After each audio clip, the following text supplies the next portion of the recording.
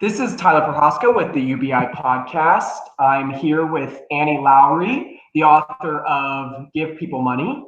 And I'm really excited to talk to Annie because actually we have 2 degrees of separation. She wrote in the New York Times several years ago about Inno Schmidt and his campaign in Switzerland. And Inno is a great friend of ours at UBI Taiwan where I work. So I want to welcome Annie to the show today. Thanks so much for having me. Great. So I want to get right into it. I'm curious first, how did you first get into UBI and why did it click for you? Yeah, so I started writing about it when I was a reporter at the New York Times, and I was also writing for the New York Times Magazine. So I think I had heard of it before, just like, it comes up occasionally in policy discussions. But I first wrote about it when the Swiss referendum happened. And then I'd been writing a lot about effective altruism, effective philanthropy, and just efficacy in policy programs. And so then, had multiple occasions to kind of come back to either writing about UBI specifically or just writing about, more universal cash programs or cash transfers. And what was it that compelled you to write this book specifically? I kind of see UBI as, a key that unlocks a lot of doors, right? So it's a really simple idea, but it lets you talk about universality. It lets you talk about feminism. It lets you talk about the problems with GDP, about how we measure welfare, about government paternalism. And so I think it's kind of unusual in that people, and the future of work, robots, people get really excited to talk about it. And it kind of lets you look at all of these other really pressing issues that, are kind of hard to knit together. And that's one of the fun things about it is, it's kind of an optimistic sort of futuristic thing to talk about, like heavily intellectual, but it lets you pretty quickly descend sort of into the policy and historical weeds of why we have what we have. So that's what I liked about it is it's kind of like a complicated, multifaceted idea. And, one thing that I don't think this made it into the book, but I thought it was like a jungle gym, right? It lets you like do all sorts of sort of crazy, interesting things and go crazy, interesting places. One of the criticisms that I was reading was that, like a lot of books on UBI, there's not a lot of specifics on financing. So how do you address the financing issue, and what are some of your ways of getting around the feasibility question? Yeah, so I have kind of 2 thoughts about that. So one is that it feels like a pretty high barrier to clear, at least in US policy, to argue from the very outset how to pay for kind of a full fat $1,000 a month everybody gets at UBI. Nobody's really talking about that. And almost all of our big social programs have started small and gotten bigger. So Social Security, for instance, it starts off in 1935 as a fairly limited program and then proceeds to expand.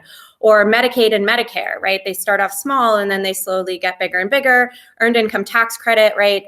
So it just feels like, the question is, what are you actually proposing and what's the bar that you need to clear to get it?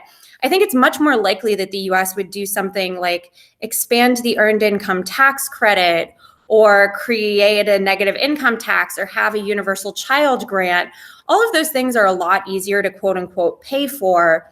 I also just think that there's this way in which we ask for social programs to be paid for, whereas, things like military spending and tax cuts, you don't have to pay for a dime of it. And that feels pretty unfair. And I think that really skews our sense of what's possible. So when it comes to the politics, then you mentioned a lot of alternatives. I'm wondering, what is your view of negative income tax? And would you to give up on the universality of basic income in exchange for maybe a more politically feasible system like NIT? Yeah, absolutely. So I think that universality is a beautiful and wonderful thing, and there are really compelling arguments for it. But it seems to me that you don't want to let stop more marginal improvements from happening that are a lot more politically feasible just because you believe it should be universal, right? So like we have a really bad child poverty program. Like, I think almost that's like a problem, that's almost like a thing that we should be solving first. And you can solve that without necessarily going to a UBI. Again, I think that our history suggests that if you want universality, the way is to kind of start small and expand, as opposed to immediately radically implementing. So take something like Social Security. Again, it starts small, it gets bigger and bigger and bigger. And it's pretty near universal. And I think that you could nudge it to being actually universal because it's so close to it. So that's sort of how I think about it. Do you think that there's a risk that when you have something like basic income, it becomes a whipping bag for conservatives who might find random stories about somebody that's lazy or something like that? How do you avoid those types of scenarios, or is it inevitable? Yeah. So, we tend to get those kinds of stories and arguments about social welfare programs, but not social insurance programs.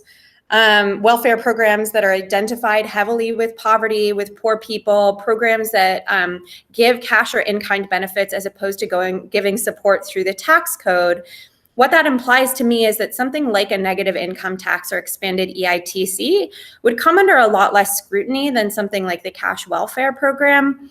And again, if you make something a middle class entitlement, then I think that people stop asking those questions. Nobody really thinks about, is that really a good house to be buying with your, home mortgage interest deduction money? So, who's receiving and how the program is framed matters a lot for how we judge the program participants and sort of decide whether it's our right to say that the money is well spent or poorly spent.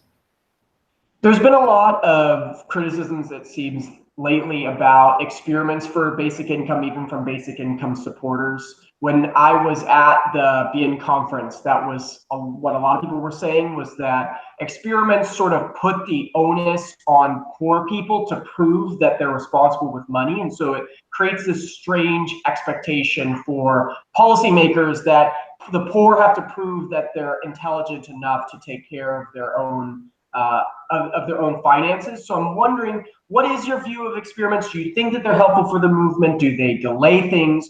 What is the direction that we should be taking with basic income experiments?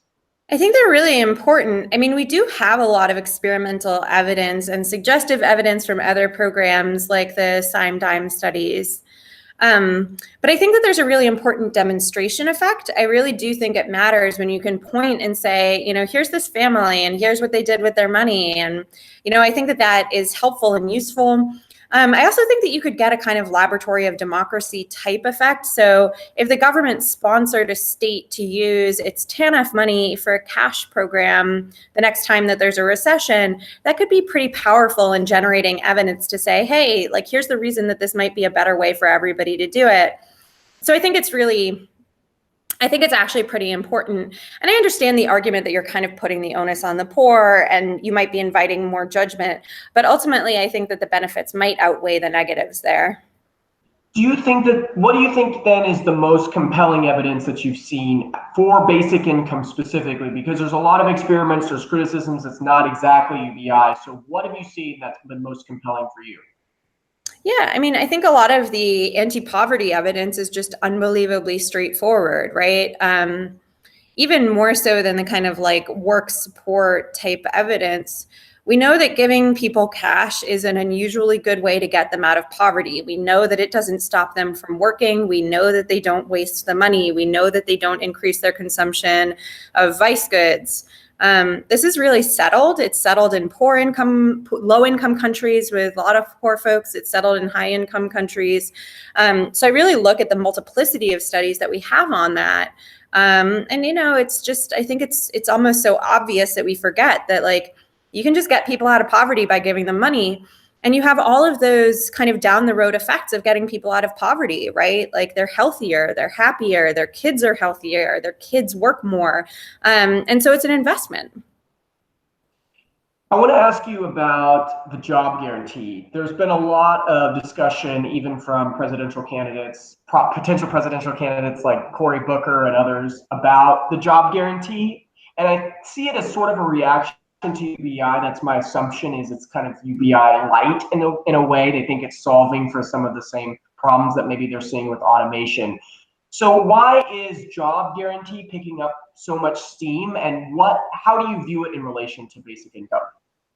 I think that there is an argument that in some ways it's more politically palatable because you have all of these conservatives who argue that, low-income people should be pulling themselves up by their bootstraps, that they need to be working, that a job is the true way out of poverty, which in some sense is true. And, that makes having the government be an employer of last resort a reasonable and almost conservative pro-family policy, even if it is kind of costly.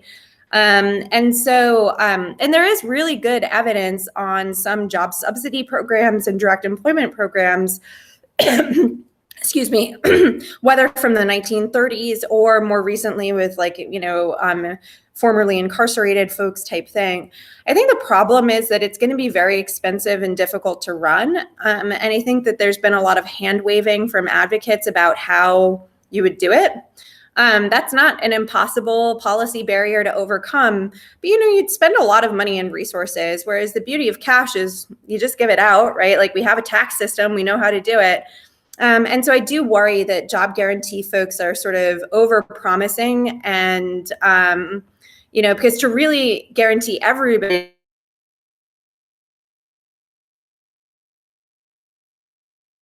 and provide them with subsidized work, where we really do know how to do that. Whereas, providing jobs in every zip code in every part of the country is tough. Again, perhaps worthwhile, perhaps not impossible, but probably a good thing to do. And, I do think that a jobs guarantee does fit in with, as opposed to supplanting, other really important policy goals, such as increasing the minimum wage, bolstering the strength of the EITC and making sure that it goes to more people, and providing an income floor regardless of whether you can work or not. Because some folks just can't work, and that's okay too, right? They have disabilities, they might need to or choose to stay home with their kids, all of the reasons that an individual might not be right for the workforce. So my last question is about politics. I'm curious, what do you think about basic income as a factor in 2020? You have Andrew Yang, who has declared, and he's pretty much running just on UBI. Do you think that it's going to be a factor, and who do you see as maybe coming around on basic income? Yeah, absolutely. I think that you have seen Democrats who've gotten significantly pulled to the left by the experience of the recovery from the financial crisis and the recession, by Bernie Sanders's success, and by feeling that this is a party that needs to be more responsive to the liberal and progressive desires of its base, which is younger than the Republican base, more diverse and more financially fragile, despite all of the rhetoric about Trump voters being economically motivated. It's just not true, right? Like they're motivated by other things and they're actually more financially secure. And so I think that, UBI is certainly an idea that's going to come up a lot. And I would certainly hope that the end of poverty and child poverty and much stronger supports for working families, including the working poor, are going to be part of the conversation, even if UBI isn't the policy that they ultimately alight on. I think it's clear that the first thing they're going to be pushing for is Medicare for all or a universal health insurance guarantee, which is also another really important policy priority. Okay, well, I'm going to wrap it up here. Thank you, Annie Lowrey. I hope that a lot of people come and read this book. We just got it in Chinese here in Taiwan. So I'm really glad that this is picking up steam. We're getting more and more books, even in Asia now. So I hope that you can join again. Awesome. Thank you so much for having me. Okay.